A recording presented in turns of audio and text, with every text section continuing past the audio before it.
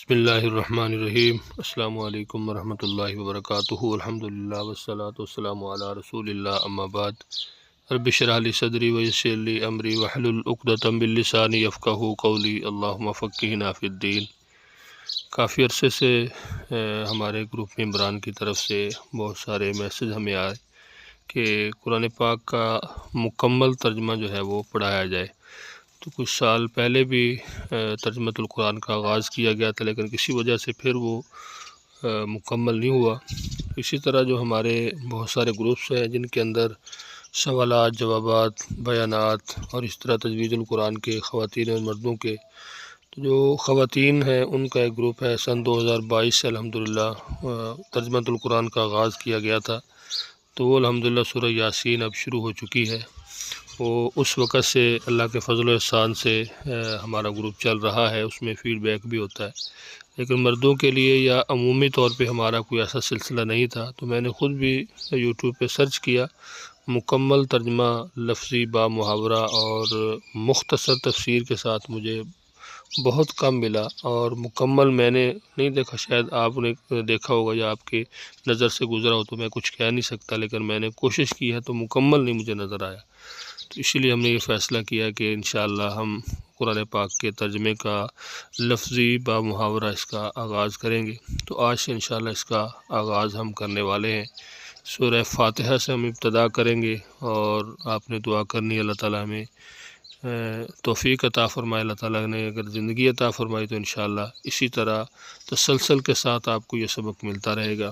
آپ کو اگر کوئی کسی قسم کا سبق کے حوالے سے کوئی آپ پوچھنا چاہتے ہوں، کوئی سوال ہو آپ کا، تو آپ کو نمبر دیا جائے گا، آپ واٹس ایپ پہ مجھ سے رابطہ کر سکتے ہیں، یا دوسرے ہمارے خواتین کے مردوں کے گروپ سے ایڈ ہونا چاہتے ہیں تو آپ کمنٹس کے اندر ہمیں اپنا نام اور نمبر دیں، آپ کو گروپ کے اندر ایڈ کر دیا جائے گا۔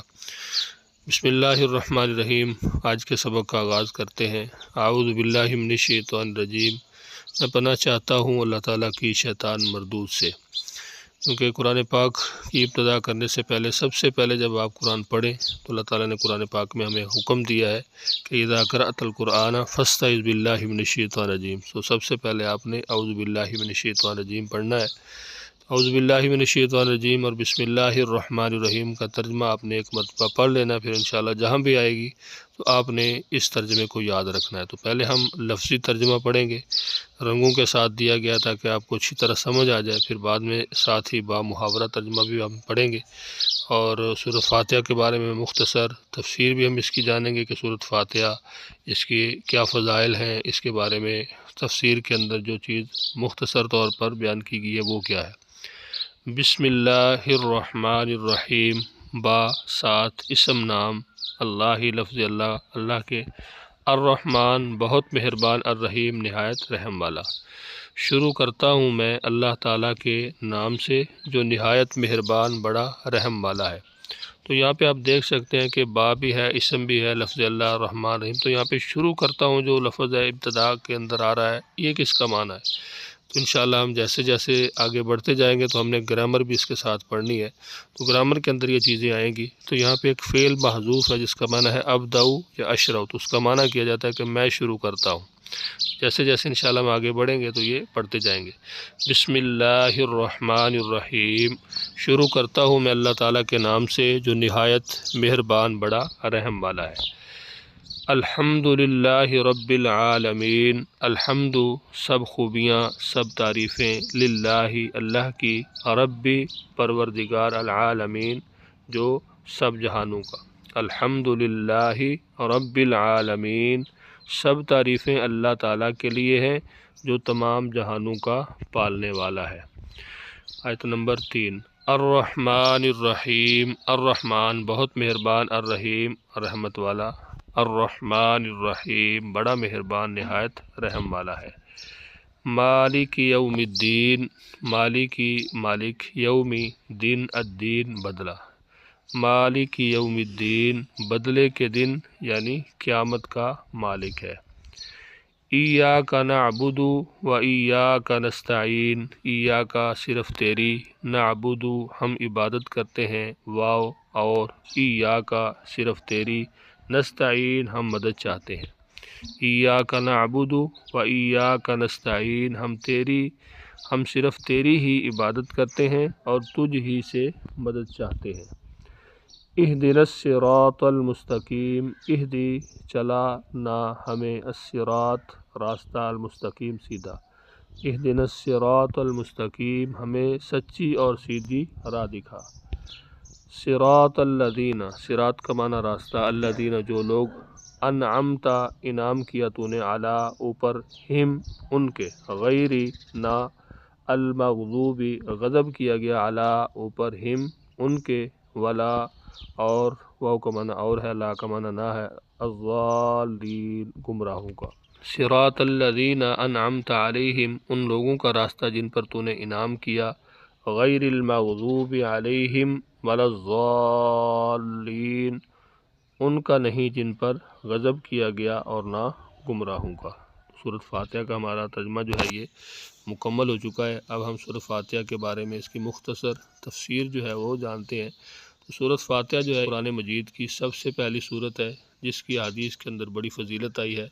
فاتحہ کے معنی آغاز اور ابتدا کے ہیں، اسی لیے اسے فاتحہ یعنی فاتحۃ الکتاب کہا جاتا ہے۔ اس کے اور بھی متعدد نام احادیث سے ثابت ہیں۔ جو مشہور نام ہیں ام القرآن، السبع المثانی، القرآن العظیم، الشفاء، رقیہ وغیرہ من الاسماء، یعنی اس کے علاوہ بھی اور اس کے نام ہیں۔ اس کا ایک اہم نام الصلاۃ بھی ہے، جیسا کہ حدیث قدسی میں ہے کہ اللہ تعالیٰ نے فرمایا قسمت الصلاۃ بینی و بین عبدی، یہ صحیح مسلم کے اندر کتاب الصلاۃ کے اندر حدیث موجود ہے۔ صلاۃ نماز کو اپنے اور اپنے بندے کے درمیان اللہ تعالیٰ نے تقسیم کر دیا ہے، تو اس سے مراد سورۃ فاتحہ ہے جس کا نصف حصہ اللہ تعالیٰ کی حمد و ثنا اور اس کی رحمت اور ربوبیت اور عدل و بادشاہت کے بیان میں ہے، اور نصف حصے میں دعا اور مناجات ہیں جو بندہ اللہ تعالیٰ کی بارگاہ میں کرتا ہے۔ یہ سورت جو ہے یہ مکی ہے۔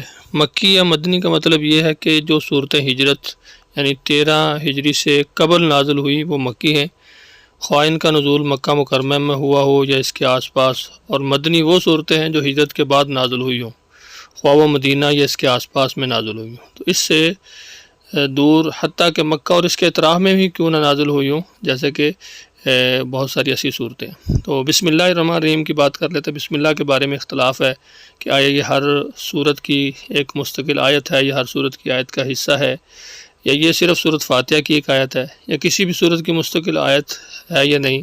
تو اسے صرف دوسری صورتوں سے ممتاز کرنے کے لیے ہر صورت کے آغاز میں لکھا جاتا ہے۔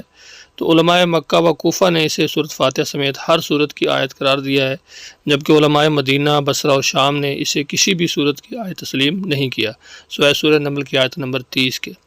اس میں بالاتفاق بسم اللہ جو ہے یہ اس کا جز ہے، اور اس طرح جہری نمازوں میں اس کی اونچی آواز سے پڑھنے پر بھی اختلاف ہے۔ بعض اونچی آواز سے پڑھنے کے قائل ہیں اور بعض سری یعنی آہستہ آواز سے، اکثر علماء جو ہیں وہ سری آواز سے پڑھنے کے قائل ہیں۔ یہ ایک لمبی چوڑی بحث ہے، تو ہم نے اس بحث میں نہیں پڑھنا۔ انشاءاللہ جب ہم پڑھیں گے تو پھر اس کا جو ترجمہ تفسیر ہے مختصر، اس کے بعد ہم جب تفصیل سے پڑھیں گے اس میں سب چیزیں آئیں گی۔ امید ہے انشاءاللہ آج کا سبق آپ کو ضرور سمجھ آ گیا ہوگا۔